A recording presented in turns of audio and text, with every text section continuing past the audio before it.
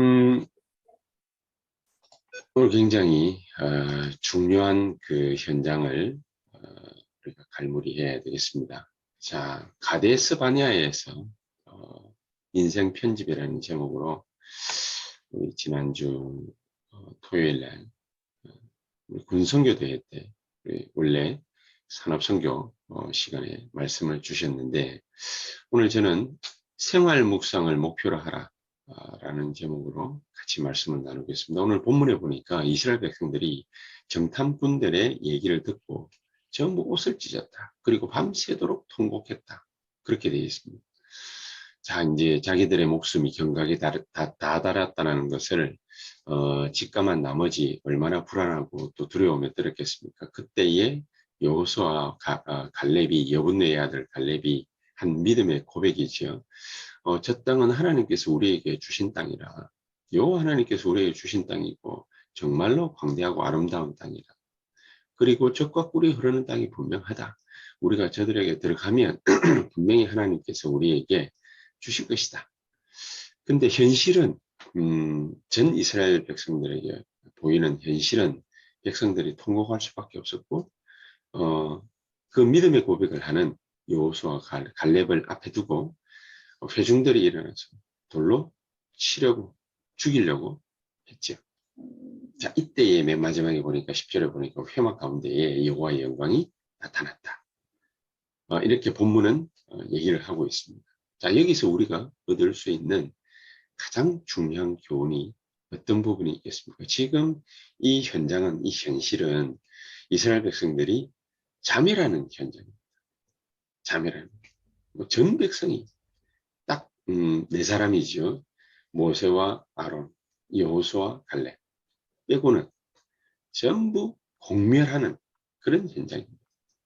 우리가 이런 현장에서 얻을 수 있는 교훈이 어떤 게 있겠습니까? 모든 사람들이 볼 때에는 좋은 것이든 나쁜 것이든 좋은 것은 신불신간에 다 좋게 보이죠. 다 똑같이 보입니다. 뭐 다른 사람이 좋은 것을 쓰고 있다. 우리 눈에도 좋게 보입니다. 그러나 나쁜 것이다. 나쁜 현장이다. 그러면은 신불신간에 다 나쁘게 보입니다. 이스라엘 백성들이 왜 이렇게 전체가 흔들려 가지고 낙담하고 여론에 흔들리고 그 여론 때문에 흔들리다 못해서 속아 넘어가고 착각하고 왜 이런 현장에 빠지게 될까요? 왜 이렇게 그런 현장을 직접 본 것도 아닌데 얘기만 들은 것인데 그 말만 듣고 공멸하는 그런 현장으로 뒤집어졌어요. 우리가 이 현장을 딱 보면서 우리의 지금 현 주소 또 우리의 현장, 현실 이런 부분들을 한번 생각해 볼 필요가 있습니다. 꼭 문제를 만나야 어떤 문제에 대해서 해결책이 나오고 답을 얻고 그것 때문에 힘을 얻고 또 평안이 찾아오고 뭐 꼭 그러는 법은 없습니다만은 현실 세계는 현장은 이상하게도 이런 많은 갈등, 문제, 환경, 위기, 어려움 닥치게 되어 있습니다. 자, 이런 현장에서 우리가 얻을 수 있는 절대 교훈은 뭐냐? 우리는 이 현장에서 절대로 착각하지 말아야 된다. 그리고 절대로 이런 환경에 이스라엘 백성들처럼 말에 휘둘리고 흔들리고 속고 착각하고 절대로 이렇게 돼서는 안 된다. 그리고 환경에 절대로 지배되지 말아라. 하나님 주시는 교훈이겠지요. 절대로 환경에 지배되지 말아라. 오히려 환경의 지배를 당하지 않는 것이 아니라 그 현장을 뒤집는 시도를 해라. 어떻게 하면은 우리가 이런 현장을 뒤집는 시도를 할 수 있겠습니까? 우리 마음에 이게 불신자들 같으면 그 여러 가지 많은 뭐 성공 철학을 강의를 한다든지 또 뭐 동기부여를 한다든지 뭐 이런 얘기들을 딱 들어보면 뻔한 얘기입니다.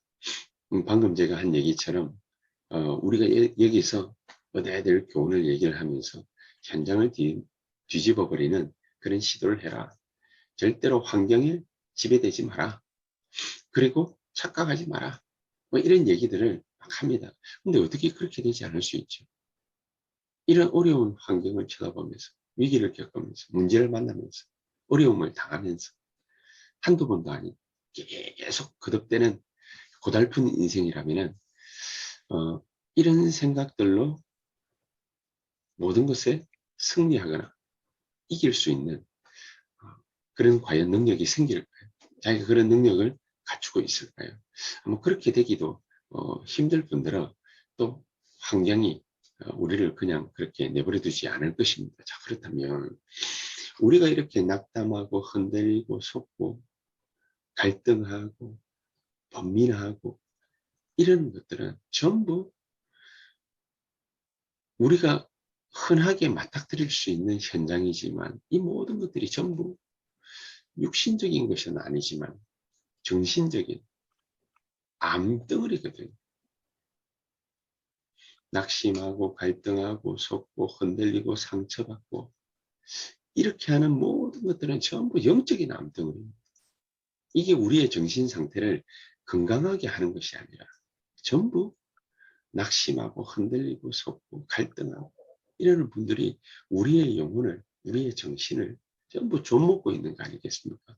자, 이런 부분들에 우리가 속아 넘어가고 흔들리고 낙심하고 갈등하고 계속 그렇게 하고 있기 때문에 그 속에서 받는 영적인, 육신적인, 정신적인, 마음의 여러 가지 많은 스트레스들이 이게 우리를 계속 끊임없이 좀먹고 있습니다. 우리 인생을. 자, 이런 부분들이 우리에게 숙달되어져 있기 때문에 우리가 여기에서 이런 환경에서 이런 어려움에서 벗어날 수가 없는 것입니다. 오늘 여기에서 얻을 수 있는 가장 분명한 교훈이 여호수아와 갈렙처럼 이 어려움 속에서 이 위기와 환경, 낙담할 수 있는, 낙심할 수 있는, 흔들릴 수 있는, 속아 넘어갈 수 있는 이 환경 속에서 하나님이 허락하시는, 하나님이 주시는 답을 하나씩 하나씩 찾아낸다면 우리는 우리 인생의 변화뿐만 아니라 이 사회와 민족과 국가와 세계를 변화시키는 그런 일들이 그리스도로 말미암아 하나님으로 말미암아 일어나게 될 것이다. 자, 우리가 그러면은 어떻게 이런 답을 얻을 수 있겠습니까?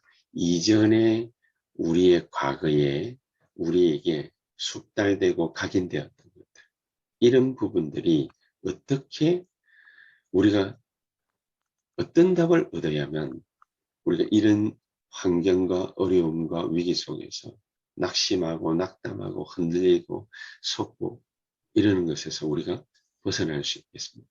출애굽기 3장 15절에 20절에 출애굽할 때 이스라엘 백성들이 큰 어마어마한 대전투를 해서 이스라엘이 애굽을 꺾고 출애굽했습니까? 애굽에서 탈출한 경험을 그런 경험을 갖고 있습니까? 그렇지 않습니다. 출애굽할 때 이스라엘은 싸우지 않고 이기고 탈출했습니다. 싸우지 않고 그 어떤 민족도 해보지 못한 그 어떤 국가도 해보지 못한 애굽을 꺾는 역사가 이스라엘에게만 유일하게 있었습니다. 그 시대 당시에 초강대국이었거든요. 출애굽할 때 싸우지 않고 애굽을 탈출했다. 해방됐다. 그 정도였습니까? 출애굽기 14장 21절에 보니까 홍해를 건너는데 홍해를 건널 때 마른 땅으로 하나님은 이스라엘 백성들을 건너가게 하셨습니다. 가데스 바네아라는 곳에서 지금 벌어진 사건인데 세 번째로 우리가 또 생각해 봐야 될 것이 출애굽할 때 싸움도 하나도 하지 않고 10가지 재앙을 애굽이 당하면서 이스라엘은 완전히 해방받았고 홍해를 건널 때 마른 땅을 건넜고 그리고 세 번째로 하나님은 이스라엘 백성들이 광야 생활을 2년 동안 가데스 바네아에서 점검할 때까지 2년 동안 광야 생활을 어떻게 하게 하셨습니까? 이스라엘 백성들에게 날마다 하나님은 매일마다 만나를 주어서 먹게 하시고 이스라엘 백성들이 배고플 때 만나만 먹이신 것이 아니라 또 원망불평했지만은 매출하기도 먹이시고 또 물이 없을 때는 반석을 깨서 뭐 미네랄 워터가 뭡니까? 어마어마한 음료수를 마시기도 하시고 자, 그런 기적들을 광야에서 2년 동안 계속 쓰다가 그러다가 하나님이 이스라엘 백성들을 이제 드디어 가나안 땅에 집어넣기 위해서 가데스 바네아에서 모아 12명의 정탐꾼을 파견해서 그들이 하는 보고를 듣게 하고 계시는 장면입니다. 여기에서 이스라엘 백성들은 원망했고 통곡했고 흔들렸고 낙심했고 낙담했던 것입니다. 어마어마한 막 누가 죽이고 뭐 죽이지 않고 뭐 그걸 떠나서 엄청난 이 영적인 큰 데미지가 이스라엘 백성들에게 계속해서 주어졌겠죠. 2년을 광야길을 걸어오면서도 정말로 이 하나님 주시는 이런 말씀의 힘을 체험하지 못하는 하나님 주시는 믿음으로 말미암은 확신을 체험하지 못하는 그런 사람들은 전부 다 오늘 이 결정적인 순간을 탁 만났을 때 흔들리고 낙심하고 낙담하고 속고 그래서 밤새도록 통곡하고 올바른 믿음의 고백을 하는 여호수아와 갈렙을 돌로 들어 치려고까지 했습니다.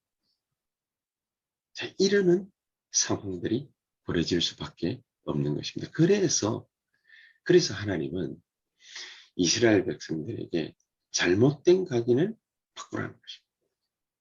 그래서 하나님은 이스라엘 백성들에게 언약궤를 주시고 세절기를 주시고 성막과 회막과 장막을 주어서 이스라엘 백성들의 잘못된 각인을 바꾸는 시도를 하시고 계신 것입니다. 이 이후에 가데스 바네아 이후에 38년의 모든 광야길은 전부 이 역사입니다. 이스라엘 백성들의 잘못을 바꾸는 잘못된 각인을 바꾸는 뒤집는 그런 역사가 계속해서 40년 동안 벌어지는 것입니다. 현장을 뒤집는 시도를 해라. 환경에 지배당하지 아니도록 착각하지 말도록 우리의 모든 잘못된 각인을 바꾸는 작업을 시작해라. 그게 뭡니까? 오늘 제목처럼 생활 묵상. 하나님의 말씀을 받는 것입니다. 모든 문제에서 답을 찾아내는 훈련을 하는 것이다. 모든 문제에서 답을 찾아내는 훈련. 우리가 흔들릴 만한 일이 생길 때 답을 찾아내는 훈련을 하는 것이다. 그게 세절기고 언약궤고 성막, 회막, 장막인 것입니다. 거기에서 뭐 합니까? 예배를 드려요. 예배를 통해서 말씀을 듣고 그 속에서 하나님 주시는 답을 찾아내는 것입니다.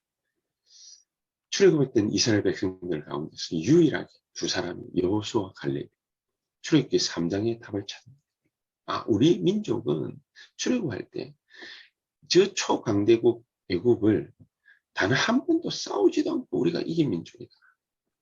애굽을 탈출할 때 완전히 애굽을 꺾어버린 그 역사가 누구로 말미암아 쓰여지게 됐냐? 여호와 하나님이 10가지 재앙을 퍼붓지 않았냐?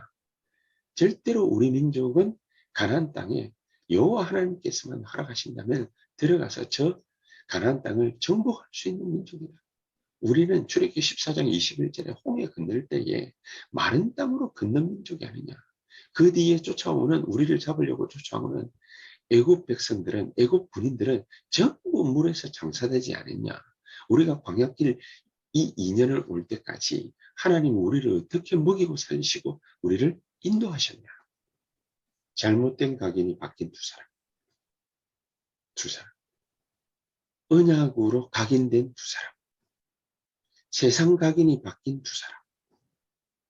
언약궤를 붙잡고 세절기와 성막, 회막, 장막의 언약을 통해서 예배를 통해서 잘못된 각인이 바뀐 여호수아가 갈렙.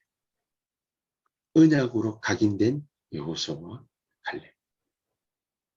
이 놀라운 축복을 저와 여러분들이 오늘 이 시간 다 마음에 새기시고 함께 누릴 그 귀중한 축복이 있게 되기를 주 예수 이름으로 축복합니다. 생활 각인을 생활 묵상을 우리가 목표로 해야 된다. 가데스 바네아에서 인생 편집을 했던 이스라엘 백성들처럼 새로운 인생 편집을 하는데 어떻게 하느냐? 생활 묵상을 목표로 하는 것이다. 24 묵상을 목표로 하는 것이다. 계속해서 하나님의 말씀을 쫓아서 하나님의 말씀을 우리 안에 각인시키는 것을 목표로 하는 것이다. 이 축복이 저와 여러분들에게 넘쳐나게 되기를 주 예수 이름으로 축복합니다. 우리 이 시간 같이 한번 합심해서 간절히 기도하겠습니다. 현장을 뒤집는 환경에 지배되지 않는 절대로 현실을 쳐다보고 착각하지 않는 엉뚱한 세상과 각인된 것을 완전히 우리 안에서 몰아내는 이 중요한 축복들을 오늘 우리가 얻게 하옵소서. 모든 우리의 실수든지 인생의 실패든지 문제든지 어려운 환경이든지 닥친 위기든지 그 속에서 하나님 주시는 답을 말씀 묵상을 통하여 분명하게 찾아내는 그런 역사 있게 하옵소서. 그래서 세상 변화시키는 그런 축복을 나에게 허락해 주시옵소서. 우리 한 남아있는 시간 한 10분에서 15분 정도 우리 간절히 기도하는 시간 갖도록 하겠습니다. 기도하십시다.